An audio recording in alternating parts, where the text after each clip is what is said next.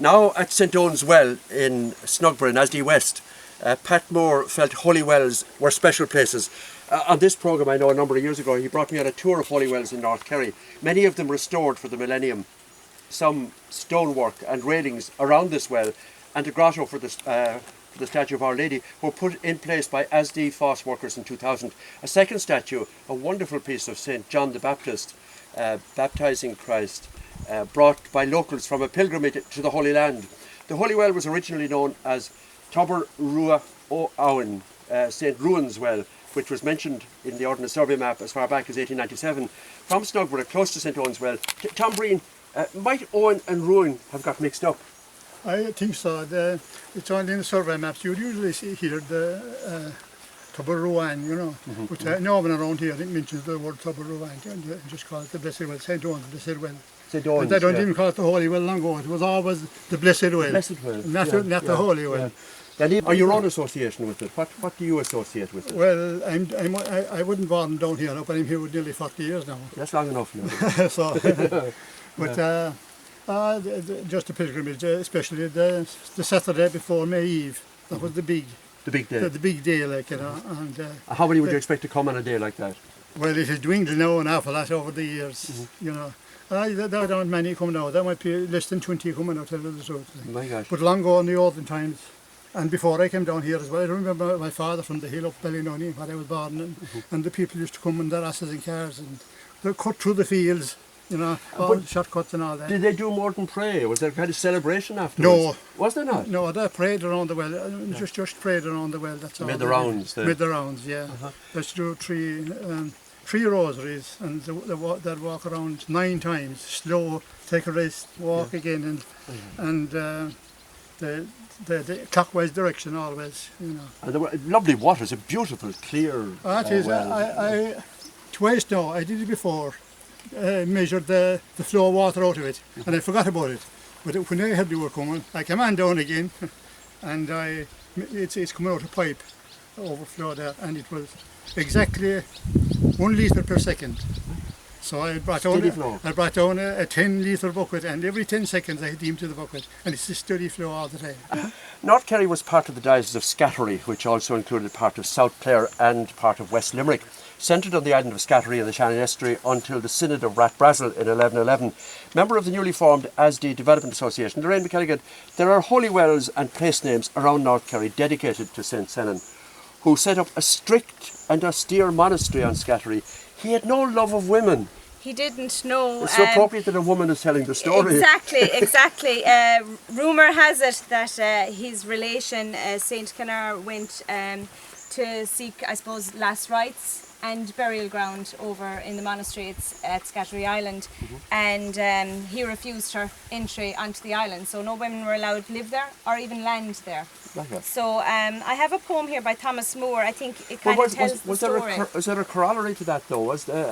She did ask then. She did. She died. I think she held off and died that night, and he allowed her to be buried, but he waited till the tide was out and he buried her off the island. So in his eyes, he didn't bury her on the island, but she's very close to him. So she was below high water mark. She was below high water mark, so he was true to his word. Yeah. This is a poem by Thomas Moore. It's St Senas and the Lady.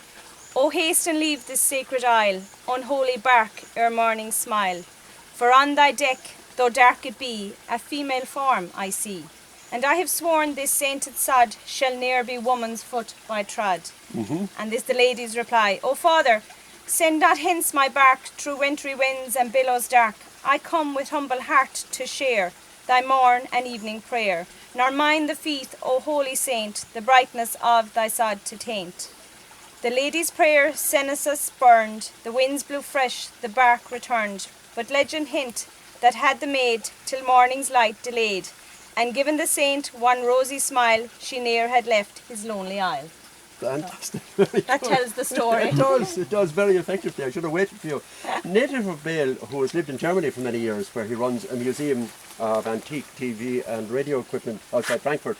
Limo Hanin, Scattery Island wasn't inhabited in the 18th century when your relatives, the Morans from Ballylongford, settled there. Is there a particular story of their life on Scattery? No, not really. We don't know much about it. You know, my great grandaunt was a teacher. Margaret Hannon, she married Morden from Longford, and some of the family went to Scattery. That was they got land there. You know, I think that was the reason. But you were talking about the place names. I don't know if any of you know. Carrick Island was supposed to be connected to Scattery. There's actually a road at the back of Scattery, St. Hennan's Road. You can see the road going out into the... And would the Irish of Scattery, Inish Carrick would fit as well with that, with Carrick and Carrick are similar anyway, aren't they? Yeah. And but there were big families of Mordens there. there were big families of Mordens there, yeah. How did they earn their living out there? Yeah, fishing. Yeah, And a bit of farming. Bit of farming. And a bit of piloting, I suppose. Piloting, yeah. But piloting was later because the piloting was done further back. Because by the time the pilots were all lumpers, our family, they were all, everyone that were watching the horizon, and when they see the mast coming, they'd all head off, and whoever got to the sailing ship first got the job, the gig, yeah. most of the time. So Scattery was too far back. That was only really when the English got the thing organised, and they tried to do away with the other private people, you know. There's a story about St. Senan being in charge of the monastery's field of corn in Scattery. Yes, there is. That's and the buds were of course carrying all the seed, and the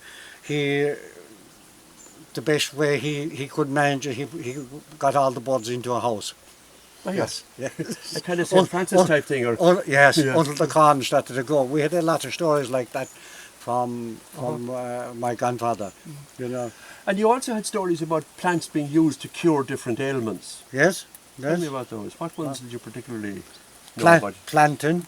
I don't know if you know. We used to call it actually soldiers. I know soldiers. Yeah. We used to play. You know, there was a long stem. We did the same thing.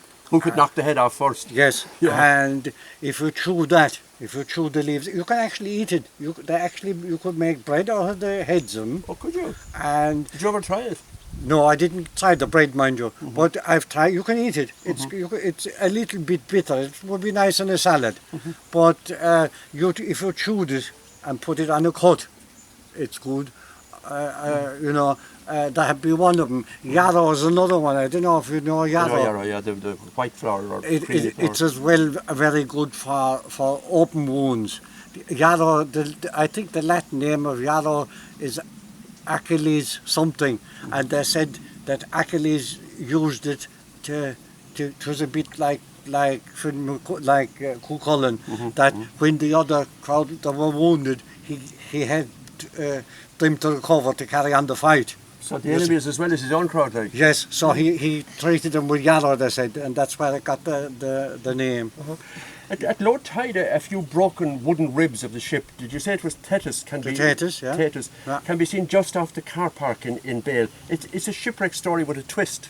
Yeah, it's a strange story, because I had always the story about the Thetis that it was going out on ballast.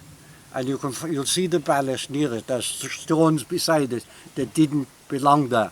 And they said that it was a stormy evening, that the stone shifted, and that was the reason it got wrecked. And all the other information, they have this story that it was loaded, leaving, and that there was contraband in it, and there's that they were actually arrested, the crew, after rescuing them. My great-grandfather was one of the people that rescued him. He got onto they got a rope onto it, you know. Did he get any of the contraband? No. But the chimney breast of our old house was timber from the Thetis. My gosh. Yeah. You have the first radio that came to Bale in 1926. 1926. It was made in 1922-23, and they were building the convent in Listowel, building and adding something onto it. And my grandfather bought tickets. He used to take potatoes to Listowel. He was often in Listowel, and he bought tickets, and he won the radio. It was the first radio on Beale, and that radio was going up to about 1940. They were using it, and I spent years looking for it. My father had gave me a great description of it. That was a piece that was damaged. Or what, your father sold it on or something, or traded it in against something else? Or? The dealer that sold him a new radio kind of talked him out of the old one. So how did you come to get it? I was in Birmingham, and there was a dealer there from the south of Ireland. He wouldn't tell me where he got it. He wouldn't. I don't know why. You know, some of them, you don't know where they come across these things, but I didn't mind. I just paid him. He didn't realise that it wouldn't have mattered what he asked me for it. You would have paid. I'd have paid it. But how are you certain it was that radio? That one of the things about this radio, that time you couldn't change the railway, the stations by just turning a knob. You had to change pieces. And my father had always remembered one of the few times he got his father. He was a very calm and collected man. You ever see him angry? Was he let one of them fall, and did a piece break off it? Oh, and I couldn't believe. I found this radio, and then I examined it, and I see one of the pieces with a piece broke off it. Gosh. You know? So miracles don't only happen at Holy Wells. No. How many years are you in Germany? 40.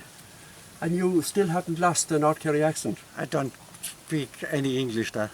So you speak German with a German accent? Yes. And English with a so North Kerry accent? Yeah, I think you never. I have a brother in New York, and I think after about 6 months he had a little American accent. But well, some fellas go away for a weekend and they have an accent. Yeah, but I think if you don't use it, you don't lose it. You know? Yeah. Interesting thought.